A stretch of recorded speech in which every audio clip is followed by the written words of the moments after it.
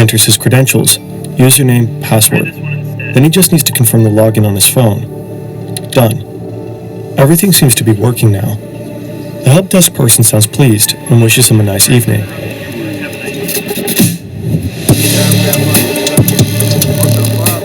Graham hangs up. He cannot believe how easy that was. He doesn't work for the help desk, and definitely not for Twitter. He's 17, drives a white BMW. That little nigga only 17, driving a BMW, yeah, bro. Just imagine, like, pulling up to the school and that, bro. Like, nigga, that's a big flex. Keep it a million with you. Has a high-end gaming setup and wears a Rolex covered in gemstones. He's pulled off a few scams before. Like, shout out the nerds and shit, but it's like, it's always the nerd motherfuckers, like, that be on that scamming shit, like, and they good at it. It's always them scamming motherfuckers, bro. I mean, them nerdy motherfuckers, bro. Smart too, took computer classes, all types of shit. I'm telling y'all, listen to your boy. It's always them motherfuckers. This one will be the biggest hack of his life, by far.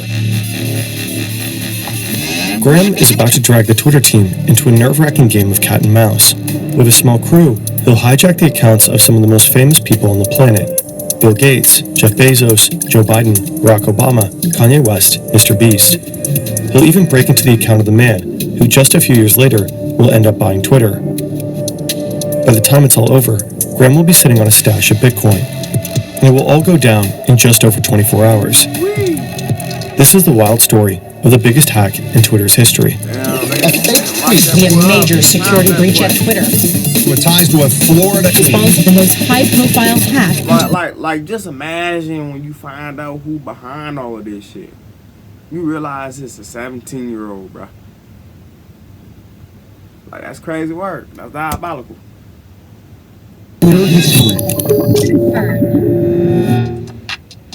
It's 2016. A 13-year-old kid is sitting in his bedroom in Tampa, Florida, playing Minecraft. His name is Graham Ivan Clark. He's playing Minecraft in hardcore mode, one death and it's game over.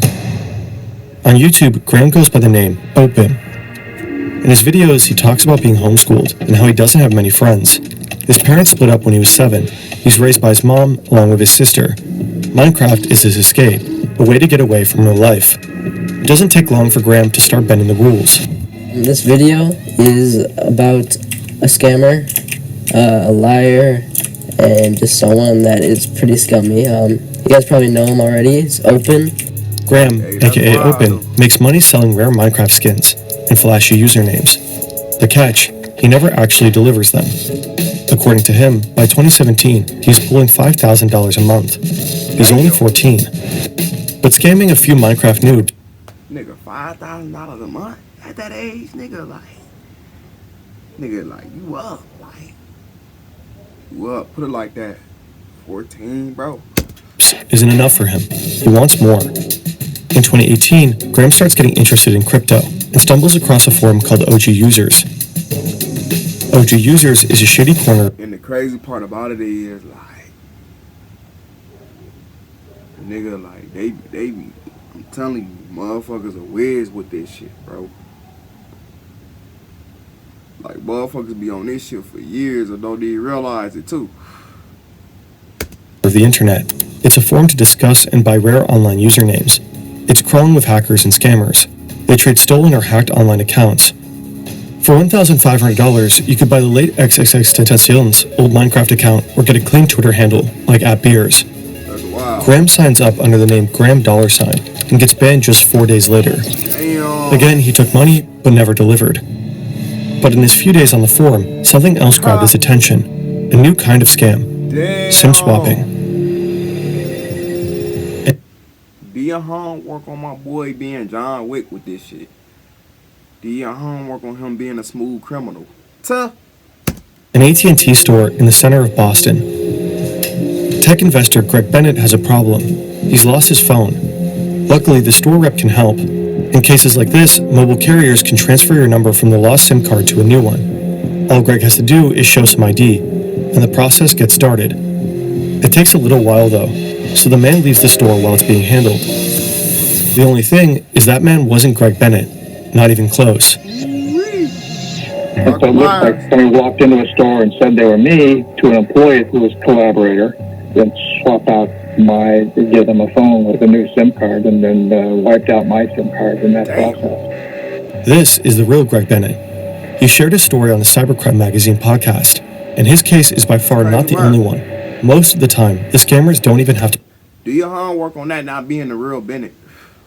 To walk into a store. They just call the mobile provider's customer service line, pretend to be someone else, and talk their way in. The next day, the real Greg Bennett is at home in Seattle, sitting with his son, talking business, when suddenly his phone stops working. There's no cell signal, no nothing. And I notice also that I'm having trouble. I'm working on trying to get into my email accounts, and I can't get into my email accounts either. So I'm now thinking. Do your homework on you being hacked. Bro don't even realize it. Tough. He think his phone about to blow up. Very bad thing. While Bennett's on the phone with AT&T trying to figure out what's going on, the scammers have already taken over his phone number. Since two-factor authentication is often tied to a phone number, getting access to that number means getting access to all other accounts. All these folks have to do is use your email address to try to log on to these accounts and then say forgot password. So then the password resets is sent to your text, which is now controlled by another phone that you don't have. So the fraudsters now have access to his emails, his bank accounts, and his crypto accounts. 164 Bitcoin gets stolen from Bennett's wallet. Damn. Back then, they were worth around $856,000. Today, it would be well over $10 million. Damn. Authorities were able to recover 100 of the stolen Bitcoin, but 64 are still missing to this day. Maybe there were multiple people involved, but in the end, only one suspect was ever identified. It was a 17-year-old with an accomplice who was very good on the computer, and they were actually very good, very efficient. You gotta understand when you good at them games and shit, and that's all you grew up playing, and you really like good with that tech shit, nigga. Like it's easily to like hack into some shit. I'm telling you, listen to your boy, like.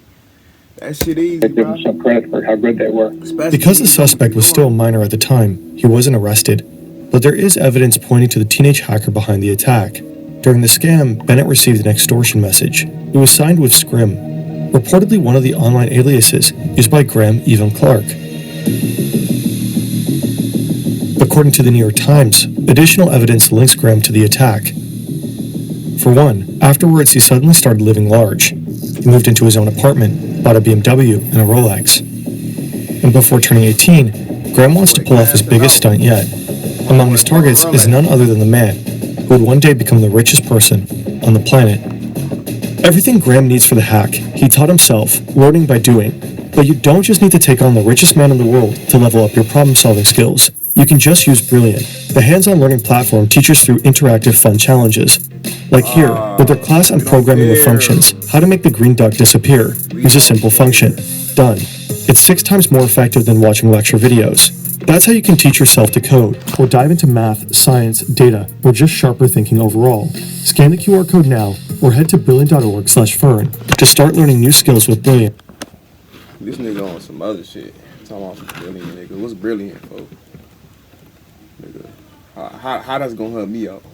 Like, what the fuck? Y'all just be wanting extra money and shit.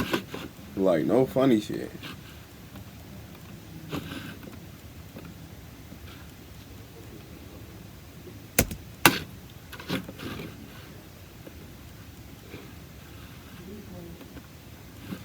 With our link, you'll get 20% off the annual subscription, giving you unlimited access to everything on Brilliant. About 24 hours before he gets hacked, the Tesla CEO is busy on Twitter, handling customer support.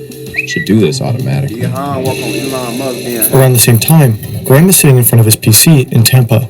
His plan is to sell rare usernames and access to Twitter accounts, just like people do every day on OG users. He figures each account could go for thousands of dollars, but instead of hacking individual users, Graham chooses the easier route. He wants to come at them from the inside. He picks a new nickname for this mission, Kirk, like the captain from Star Trek. Time to get a crew. He messages what appears to be his first collaborator on Discord. His name is Lowell. Graham claims he works at Twitter and has internal access. We don't know exactly who Lowell is, but the New York Times spoke with him and confirmed he worked with Graham. Most likely Graham brought him in to help sell the stolen accounts. Over the next few hours, their group will grow to at least 5 people. Then phase 1 begins. Graham must have been preparing for this moment for weeks. We know that from court records. He used LinkedIn to dig up contact info for Twitter employees. That's his entry point. Now he's going to call them. A 17-year-old kid wearing a Rolex. Hi, this is Eric from the help desk. You're having issues with your VPN connection? Graham gets a few Twitter employees on the phone. Some get suspicious. A few even report a call to Twitter's fraud monitoring team. But one employee stays on the line and believes he's really talking to someone from the help desk.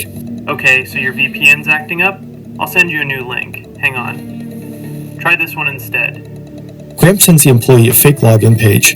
When the employee types in his credentials, Graham does the exact same thing, but in the real VPN login form. Now all he needs is the two-factor authentication code. Graham triggers the 2FA request. The code gets sent via SMS to the employee, who then enters it into the fake login page. Done. Graham is in. Phase 1 is underway. Through the VPN connection, he's essentially inside the Twitter employee's computer. The question now, how does he get to the back end, the place where he can reset access to individual Twitter accounts? Graham starts poking around, but it turns out this particular employee doesn't have the right permissions. From here, Graham can't access account credentials. So Graham digs deeper into Twitter's internal network. He's trying to understand the system, reading through countless internal messages. There has to be something useful here. Then, jackpot. He finds the login details for someone in Twitter's legal department. That's his way in. The legal department has deep access, and now... Do your homework. Y'all give me y'all thoughts on this one. If y'all want a part 2, y'all gotta get this to at least, because this video long as hell, bro. Y'all gotta get this to 1 like. 1 like and I'll drop a part 2. But I love y'all and I'm out.